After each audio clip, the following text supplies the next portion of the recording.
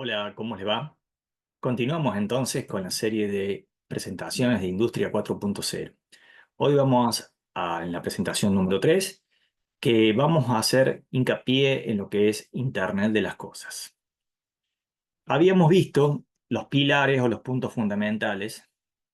Hay otros, ¿no? Porque cada uno le da la importancia de acuerdo al rubro, la industria, pero nadie discute la importancia de lo que es IoT, o sea, Internet de las cosas o Internet industrial de las cosas, con una I más, como ustedes lo verán por allí dando vuelta. Habíamos conversado justamente que es un tema relacionado de las comunicaciones, es cómo tomar los datos, y eso es un poco lo que profundizaremos el día de hoy. Los objetivos de esta charla breve es comprender los conceptos básicos de IoT, conocer las tecnologías claves y desarrollar las habilidades o plantear para que ustedes desarrollen las habilidades para poder diseñar soluciones IoT. Comencemos. En el mundo industrial tenemos desde aplicaciones que van de usos generales, o sea, vehículos, semáforos, condiciones ambientales, la temperatura, la humedad, todos esos elementos distribuidos en una ciudad completa. Después tenemos los vehículos inteligentes, después tenemos las fábricas, después tenemos lo que se llama Smart Grid, como está representado en el dibujo, que hace referencia a los sistemas inteligentes en el tema energético, o sea, generación de energía distribuida, aprovechando la energía solar, eólica, todo eso lograr una uniformidad con las tradicionales fuentes, que son justamente las centrales hidroeléctricas, las centrales de gas, y todo eso lo une justamente el concepto de Internet industrial.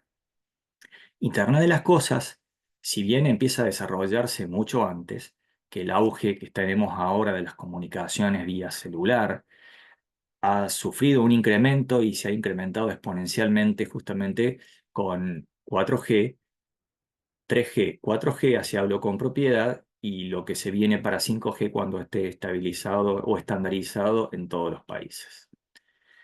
Entonces, vamos a plantear cómo funciona IoT. Tenemos sensores que recolectan datos. Todos esos datos se recomienda. Podemos hacerlo aislado en las fábricas, todavía eso sigue siendo pedido por la parte de ingeniería o diseño, pero hoy se está tratando de enviar todos los datos en las nubes. En la nube lo que se hace se almacena y se procesa.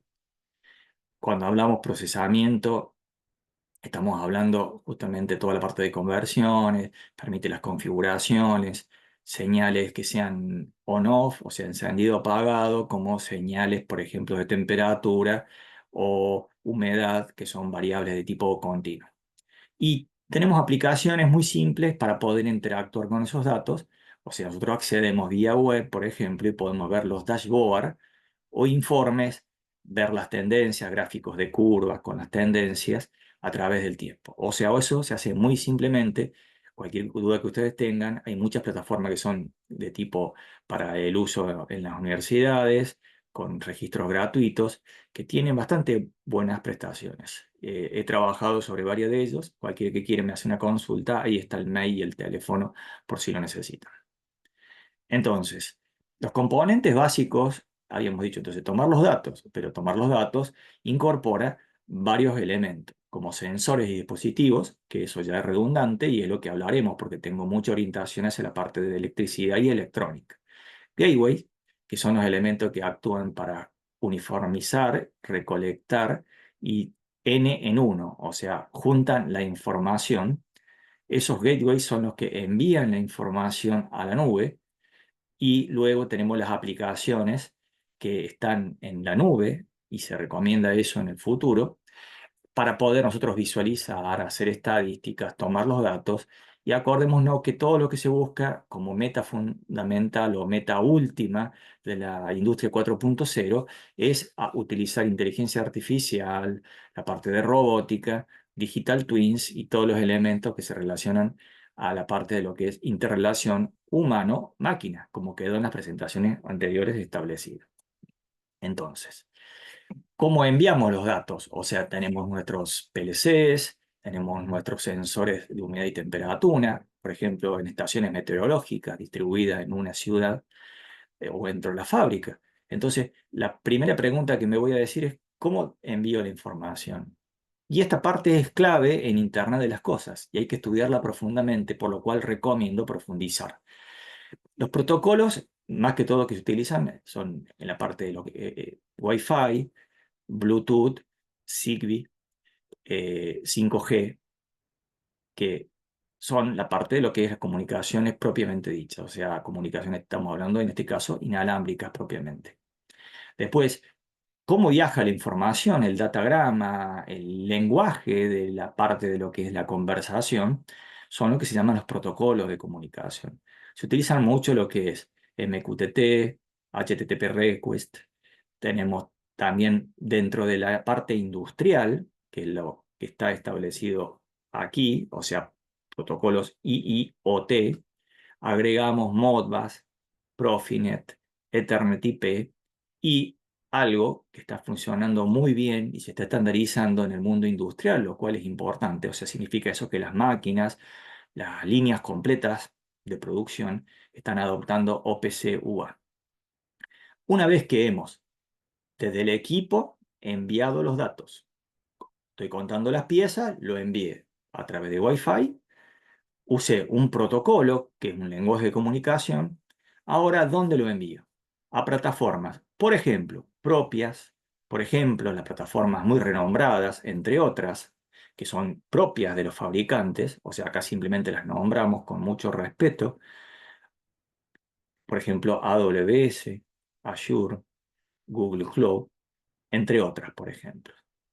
Y eso también ayuda a esa estandarización, a utilizar estas nubes ya hechas por fabricantes muy reconocidos.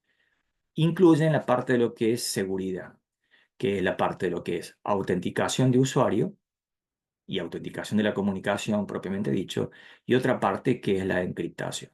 O sea, cerramos el circuito de la información, que es desde tomar el dato, transmitirlo, almacenarlo, observarlo, dejar todo preparado para el análisis, que lo haremos con inteligencia artificial, todo eso a través de plataformas propias que pueden estar dentro de la fábrica de la empresa, o si no, algunas plataformas comerciales de primerísima calidad como las mencionadas. Hay otras, por favor, estos son solo ejemplos, e incluye todo esto, la parte de lo que es encriptación y autenticación. O sea, cumplimos el ciclo completo, lo cual es importante. Es un ciclo noble para poder transmitir la información en forma segura.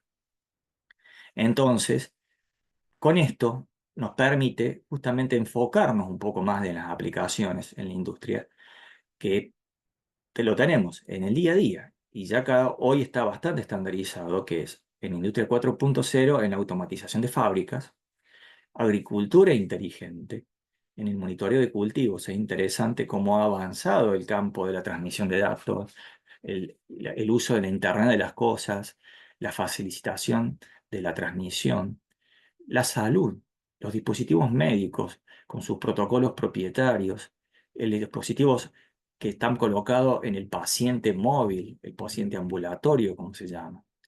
Y después ciudades inteligentes, a modo solamente de ejemplos, gestión de tráfico, la parte de lo que es energía y muchas más que veremos avanzando en el tiempo, justamente. A medida que tenemos más soluciones, podemos justamente estandarizar su uso.